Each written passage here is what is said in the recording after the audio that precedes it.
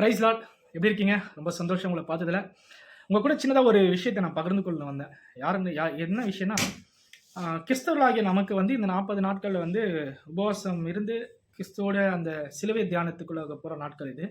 நமக்காக உலகத்தில் உள்ள ஒவ்வொரு மனுஷனுடைய பாவங்களுக்காக கல்வாரி சிலுவையில் இயேசு கிறிஸ்து ஏறி மறிச்சதுக்கான இந்த 40 நாள் உபவாசத்தை அநேக கிறிஸ்தவர்கள், பாரம்பரிய கிறிஸ்தவர்களும் சரி, புதிய கிறிஸ்தவர்களும் சரி, அப்படிதான் உலகத்தில் சொல்றாங்க. பட் நான் அப்படி சொல்ல மாட்டேன். கிறிஸ்தவை ஏற்றுக்கொண்டு எல்லாருமே இப்படி இருக்குன்னு சொல்ல மாட்டேன். பட் இப்படி இருக்கிறது நல்லது. நம்மளுடைய பரிசுத்தத்தை நம்ம காத்துக்கொள்வதற்கு இந்த உபவாச நாட்கள் ரொம்ப நல்லது. சரிங்களா? இந்த நாட்களில் கர்த்தர் என் கூட ஒரு வார்த்தை பேசினார். எல்லாருக்கும் இது உகந்தமான வார்த்தை தான். எல்லா கிறிஸ்தவர்களும் இந்த வார்த்தையை கண்டிப்பாக கவனிச்சுட்டு போங்க. தள்ளி விட்டு போயிடாதீங்க. கண்டிப்பாக கொஞ்சம் கவனிங்க. பெரிய சபைக்கு போனாலும் சரி, சின்ன சபைக்கு போனாலும் சரி, சபையே இல்லாமல் ஆன்லைனில் உட்காந்து பார்த்துருந்தாலும் சரி, இந்த சபை சரியில்லை, அந்த சபை இல்லைன்னு சொல்லிட்டு குறை சொல்லிட்டு உட்காந்துருந்தாலும் சரி, இந்த ஊழியக்காரர் சரியில்லை, அந்த ஊழியக்காரங்க சரியில்லைன்னு சொல்லிட்டு உட்காந்துருந்தாலும் சரி, எல்லாருக்குமான பொதுவான ஒரு வார்த்தை தான் இது. ஏன்னா ஆவியானவர் எனக்கு கொடுத்தாரு அந்த வார்த்தை. என்ன உணர்த்தினாரு, என்ன உடைச்சாரு, எனக்குள்ள கிரியை செஞ்சார். அந்த வார்த்தையை உங்ககிட்டயும் ஷேர் பண்ண தான் ஆவியானவர் சொன்னதால நான் பகிர்ந்து கொள்ள வரேன். பிடிச்சி இதை யோசிச்சு மனம் திரும்புதலுக்குள்ளாக நம்ம கடந்து செல்வோம். சரிங்களா? இந்த ஃபாஸ்டிங் இருக்கிற இந்த நாட்களில் மனம் திரும்புதல் தான் நமக்கு முக்கியம். மனம் திரும்பும்போது கண்டிப்பாக நம்ம வாழ்க்கையில் வந்து ரொம்ப சந்தோஷமான காரியங்களை கடவுள் நம்ம லைஃப்பில் கண்டிப்பாக செய்வார். அது என்ன வார்த்தைன்னா, இந்த கடைசி நாட்களில் வந்து எல்லாரும் சபைக்கு போகிறோம். கூட்டம் கூட்டமாக இப்போ சில சபைகளுக்கு போகிறாங்க, வர்ஷிப்காக போகிறாங்க. அதே போல் அங்கே போயிட்டு ஆசீர்வாதம் இன்னும் அநேக காரியங்களை பற்றி ஒரு சபையில் ஒவ்வொரு காரியங்களை பற்றி ஊழியக்காரங்க பேசுகிறாங்க. நான் எந்த ஊழியக்காரங்களும் குறை சொல்ல வரல. பட் சத்யா நமக்கு என்ன சொல்லிக் கொடுக்குது மட்டும் தான் நான் ஷேர் பண்ண வந்திருக்கேன். சரிங்களா? யோவான் எழுதிய 16ஆம் அதிகாரம் 8ஆம் வசனம், அதில் தெளிவாக போட்டிருக்கு. அவர் வந்து பாவத்தை குறித்தும் நீதியை குறித்தும் நியாய தீர்ப்பை குறித்தும் உலகத்தை கண்டித்து உணர்த்துவார். யார் அவர்? நமக்குள்ள ஒரு கேள்வி இருக்குல்ல, யார் அவர்? கிறிஸ்தவங்களுக்கு தெரியும் அவர் யாருன்னு. நான் சொல்ல வேண்டிய அவசியம் கிடையாது. கிறிஸ்தவராகிய எல்லாருக்கும் தெரியும் அவர் யார். இயேசு கிறிஸ்து இந்த பூமியிலேருந்து சிலுவையில் அறையுண்டு மரித்து அடக்கம் செய்யப்பட்டு உயிர்த்தெழுந்து அவர் போனதுக்கு அப்புறம் பரிசுத்த ஆவியானவர் வருவார் என்று வேதவசனம் சொல்லுவது. அதன் பிரகாரம் வந்தார். அதுவும் வேத வசனம் அப்போஸ்தலர் நடவடிக்கைகளில் தெளிவாக சொல்லப்பட்டிருக்கு. இதை ஏன் நான் சொல்றேன்னா, இந்த காலகட்டத்தில் வந்து சபையில வந்து அநேக சபையில இந்த பாவத்தை கண்டித்து உணர்த்துகிற இந்த பரிசுத்த ஆவியே அந்த ஊழியக்காரங்களுக்கு இல்லைன்னு சொல்லிட்டு எனக்கு தோணுது. ஏன்னா சில ஊழியக்காரங்களை நான் பார்க்குறேன், பாவத்தை கண்டித்து பேசக்கூட யோசிக்கிறாங்க. இந்த எப்படி சொல்றாங்கன்னா, மோட்டிவேஷன் ஸ்பீக்கராக இருக்காங்க. மோட்டிவேஷன் ஸ்பீக்கர் ஆகணும்னு சொல்லிட்டு அநேக ஊழியக்காரங்க ஜனங்களை கவர்றாங்களே தவிர, தனக்குள்ள பரிசுத்த ஆவியானவர் இருந்தால் மட்டும்தான், பரிசுத்த ஆவியானவர் எனக்குள்ள பாவத்தை கண்டித்து என்னுடைய பாவத்தை கண்டித்து உணர்த்தினா மட்டும்தான் நான் பாவத்தை பற்றி பேசவே முடியும், பாவத்தை கண்டித்து உணர்த்த முடியும். பரிசுத்த ஆவியானவர் இறங்கிட்டாரு, நான் அந்நிய பாஷை பேசுகிறேன், அற்புதம் செய்கிறேன், அதிசயம் செய்கிறேன், அதெல்லாம் 2வது பட்சம். முதல்ல பரிசுத்த ஆவியானவர் வந்தாலே நமக்குள்ள நம்ம பேச ஆரம்பித்தாலே பாவத்தை கண்டித்து உணர்த்துகிற ஆவியானவர் தான் பரிசுத்த ஆவியானவர். ஆசீர்வாதம் ஆட்டோமேட்டிக்காக நமக்கு வந்துடும். அதை பற்றி கவலையே பட தேவையில்லை. நம்ம பரிசுத்தமாக வாழ ஆசீர்வாதம் நம்மளை சுற்றி தான் இருக்குது. நம்மளோட ஆசீர்வாதம் அது கண்டிப்பாக நம்ம கொண்டு வந்து கொடுத்துருவாரு கர்த்தர் இயேசு. அதனால் எந்த சபைக்கு வேணால் நீங்கள் போங்க, எப்படிப்பட்ட ஊழியக்காரன் கீழே அவருக்கு அண்டரில் கூட நீங்கள் இருங்க.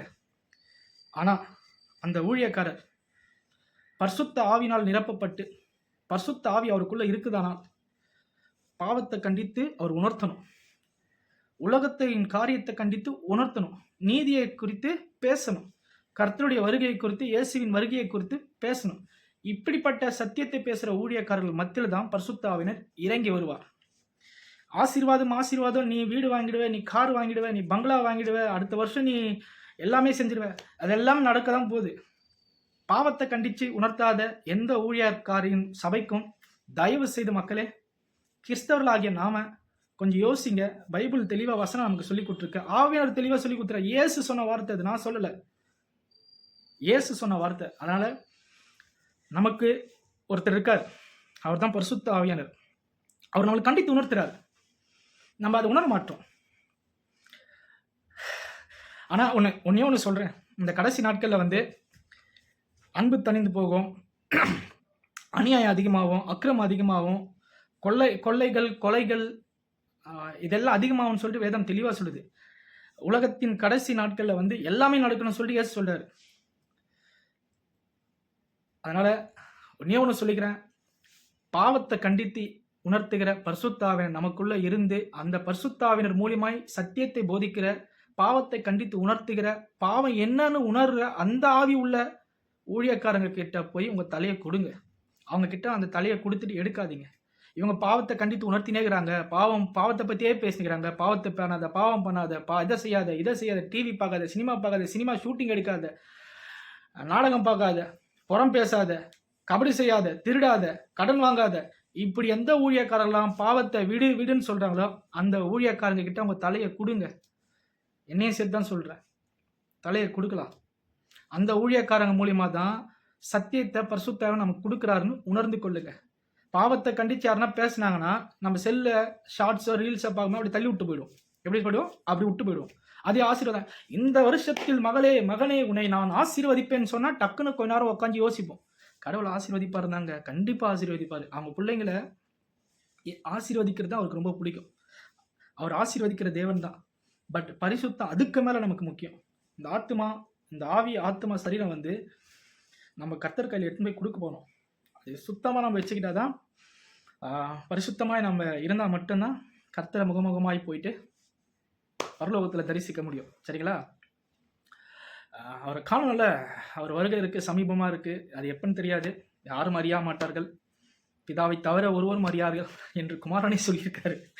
அதனால் இதில் வந்து தேவையில்லாத கமெண்ட் அடித்தாலும் பரவாயில்ல, ரொம்ப சந்தோஷமாக நான் ஏற்றுக்கிறேன். பட் இதுதான் சத்தியம். ஏன்னா சத்தியத்தையும் அறிகள், சத்தியம் தான் உங்களை விடுதலையாக்கும் என்று வேதம் தெளிவாக சொல்லுது. உணர்ந்து கொள்ளுங்க. பாவத்தை கண்டித்து எந்த ஊழியக்காரன் நமக்கு போதிக்கலையோ அந்த சபைக்கு நீங்கள் போகிறதும் ஒன்று தான், பாதாளத்துக்கு நீங்கள் அட்மிஷன் போகிறதும் ஒன்று தான். பாவம் நான் செய்கிறேன், அந்த பாவத்தை நான் போகிற சபையில் எனக்கு கண்டித்து ஒரு ஊழியக்காரர் உணர்த்தலைன்னா அந்த சபைக்கு நீங்கள் போகிறது போகாமலே இருக்கலாம். சரிங்களா? ஏன்னா பரிசுத்த ஆவியன் அந்த ஊழியக்காரன் நல்லா ஜெபிச்சா அந்த பரிசுத்த ஆவியனோட அவருடைய ஐக்கியம் வச்சிருந்தா மட்டும்தான் அவரால் பேசவே முடியும், கண்டித்து உணர்த்தவே முடியும். ஏன்னா பரிசுத்த ஆவியனவர் அப்படிப்பட்ட ஊழியக்காரங்களை இறங்கி தான் பாவத்தை கண்டித்து உணர்த்துவார். பைபிள் அநேக தீர்க்கதரிசி இருக்காங்க, பாவத்தை கண்டித்து உணர்த்தின ஊழியக்காரன் தான் அநேக பேர் இருக்காங்க. பவுலடிகள் போராடலாம் சொல்றாரு, பாவத்தை விட்டு விலகுங்க, இந்த புறங்குறுதலை விட்டு விடுங்க. ரோமர்லாம் அதிகமாக எடுத்து பார்த்தீங்கன்னா அவர் போகிற கொரிந்தியரில் எல்லா பட்டணத்திலையும் பார்த்தீங்கன்னா அவர் தெளிவாக சொல்லியிருக்கார், பாவத்தை விட்டு விலகுங்க, பாவத்தை விட்டு விலகுங்க, பாவத்தை விட்டு விலகுங்க. என் அன்பு ஜனமே, இயேசுக்குள்ளாக இயேசுவை ஏற்றுக்கொண்ட என் அன்பு சகோதர சகோதரிகளே, என் தாய்மார்களே, ஒன்னே ஒன்று சொல்கிறேம்மா, ஒன்னே ஒன்று சொல்கிறேன்க்கா, ஒன்னே ஒன்று சொல்கிறேன்ப்பா, ஒன்னே ஒன்று சொல்கிறான்னா, பாவத்தை கண்டித்து உணர்த்துகிற ஊழியக்காரங்க கிட்ட உங்கள் தலையை கொடுங்க. உங்கள் தலையை கொடுங்க. அவங்களால மட்டும்தான் நம்ம பாவத்தை நம்ம மீண்டு வர பரிசுத்த அவங்க மூலியமாக நம்மளுக்கு கிரியை செய்வார். தயவு செய்து அப்படிப்பட்ட சபையை விட்டு விலகி போயிடாதீங்க, அப்படிப்பட்ட சத்தியத்தை விட்டு விலகி போயிடாதீங்க. பாவம் செஞ்சால் சாபம் நம்மளை தொடரும். நம்ம என்ன பாவம் செஞ்சாலும், நம்ம பாவம் செஞ்சிட்டுனா சாபம் தொடரும். பாவம் செய்யாமல் இருந்தால் சாபம் நம்மளை தொடராது. தெளிவாக சொல்லிடுறேன். பாவத்துக்கு மறித்தோம், சாபத்தையும் மீட்டு எடுத்துட்டாரு. ஆனால் மீண்டும் நம்ம பாவம் செய்ய செய்ய சாபம் நம்மளை தொடரும். நம் சந்ததிக்கு அது ஒரு சாபமாக போய் சேரும். என்னென்ன சாபம் என்னென்ன பாவம்லாம் சொல்ல வேண்டிய அவசியம் இல்லை. அது உங்கள் மனசாட்சியை நீங்கள் உங்கள் இருதயத்து மேலே கை வச்சு நான் என்னென்ன பாவம் செஞ்சேன் கண்ண மூடியே ஆவியானவர்கிட்ட கேட்டிங்கன்னா தெளிவாக சொல்லிக் கொடுப்பார். என்னென்ன பாவம் செஞ்சேன்னு. அநியாயம் பண்ணுறது பாவம், அக்கிரமம் பண்ணுறது பாவம், ஏமாத்துறது பாவம், துரோகம் பாவம், கொல்லை பாவம், நீதியை நேர்மை செய்யாமல் இருக்குது பாவம், முகதாட்சியம் பார்க்கறது பாவம், திருட்டுத்தனம் பண்ணுறது பாவம், விபச்சாரம் பாவம், வேசித்தனம் பாவம், இன்னும் அநேக பாவங்கள் இருக்குது. ஒன்று சொல்கிறேன், பரிசுத்த ஆவியர் இருந்தால் மட்டும்தான், நமக்குள்ள பரிசுத்த ஆவியர் கிரியை இருந்தால் மட்டும்தான் பாவனா என்னன்னு நமக்கு தெரியும். பரிசுத்த ஆவியர் நமக்குள்ள இல்லை, பரிசுத்த ஆவியர் குணங்கள் நமக்குள்ள இல்லை, பரிசுத்த ஆவியரே இல்லைன்னா நம்மளுக்கு பாவம் என்னன்னு தெரியாது. உலகத்தான் போல அப்படியே வாழ வேண்டியதுதான். சரிங்களா? அதனால் இந்த வசனத்தின் பிரகாரம் யோவான் 16:8 சொல்லி போல அவர் வருவார்.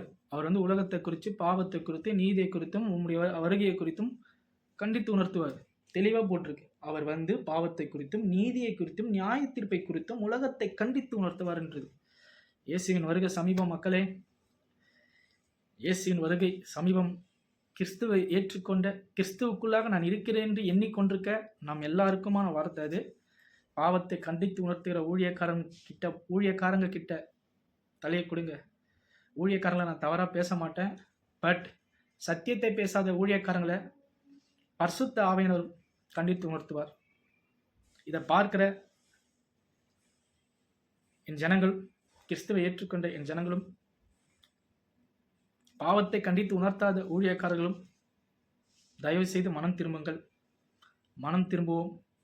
கிறிஸ்துவின் வருகையில் அநேகரை ரட்சிப்புக்குள்ள வழிநடத்தக்கூடிய அந்த ஒரு சாட்சியோட கடந்து செல்வோம். God bless you. இன்னொரு கர்த்தர் இதுக்கப்புறம் என்கிட்ட ஏதாச்சும் பேசினாரானால் மீண்டும் உங்களிடத்தில் வந்து கர்த்தருடைய வார்த்தையை பகிர்ந்து கொள்கிறேன். தேங்க்யூ. கர்த்தருக்கே மகிமை உண்டாகட்டும்.